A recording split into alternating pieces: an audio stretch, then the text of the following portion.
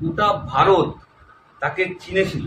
Social media থেকে অসংখ্য মানুষ সাহায্যের হাত বাড়িয়ে দিয়েছিল। এই রকমই আরেকটা লড়াই চলছে পশ্চিমবঙ্গে।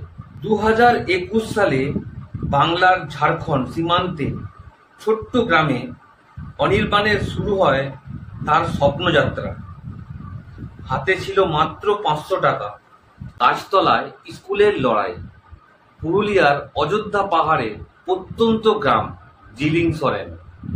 মালতী মুর্মু নামে এক আদিবাসী নারী নিজের চেষ্টায় গড়ে তুলেছিলেন শিশুদের জন্য স্কুল। ইন্টারনেটে তার গল্প ছড়িয়ে পড়েছিল ঝড়ের মতো। একসময় গোটা ভারত তাকে চিনেছিল।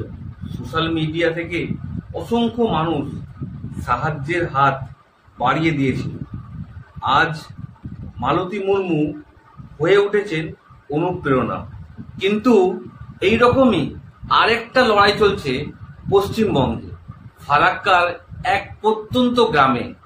সেখানকার নায়ক অংশুমান ঠাকুর। অংশুমান শান্তিনিকেতনের প্রাক্তন ছাত্র।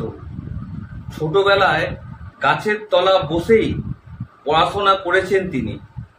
তাই তার মনে ছিল অন্যরকম একটা স্বপ্ন। আমার স্কুল কোনোদিন 4 দেওয়ালের ভেতরে থাকবে না। এই স্কুল চলবে খোলা আকাশের নিচে, প্রকৃতির কোলে।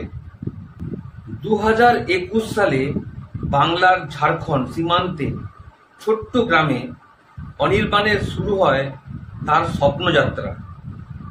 হাতে ছিল মাত্র 500 টাকা। সন্দেহ ছিল অভিভাবকরা কি তাদের সন্তানদের পাঠাবেন এমন স্কুলে যা প্রথাগত ছিল না। প্রথম দিন এসেছিল মাত্র 5 জন শিশু, কিন্তু আজ সেখানে পড়ছে 105 জন ছাত্রছাত্রী। ভোর 6টা থেকে 10টা পর্যন্ত ক্লাস চলে। নার্সারি থেকে ক্লাস 10 পর্যন্ত পড়ানো হয়।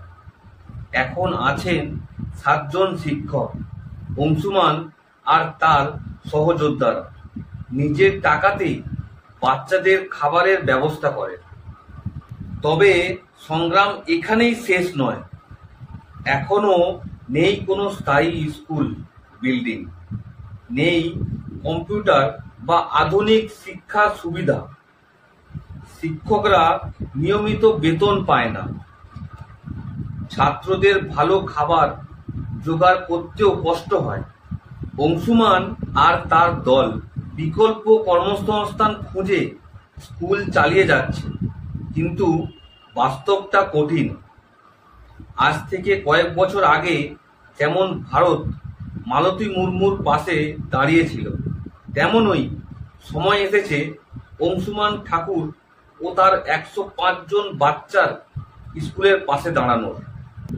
কারণ শিক্ষা যদি আলো হয়, তবে সেই আলো পৌঁছতে হবে প্রত্যন্ত গ্রাম পর্যন্ত।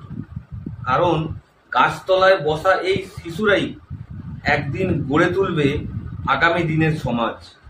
এটা শুধু একটা গল্প নয়, এটা হলো একটা আদর্শ লড়াইয়ের কাহিনী, যেখানে 500 টাকা দিয়ে শুরু হওয়া স্বপ্ন আজ শতাধিক শিশুর ভবিষ্যৎ গড়ে তুলছে। এই গল্পটা আপনাদের কেমন লাগলো অবশ্যই কমেন্ট করে জানাবেন। আর যারা চ্যানেলে নতুন আছেন তারা অবশ্যই চ্যানেলকে সাবস্ক্রাইব করতে বলবেন না। আপনাদের একটা লাইক আমাকে অনেক মোটিভেট করে। দেখা হবে নতুন কোনো সত্য গল্প নিয়ে।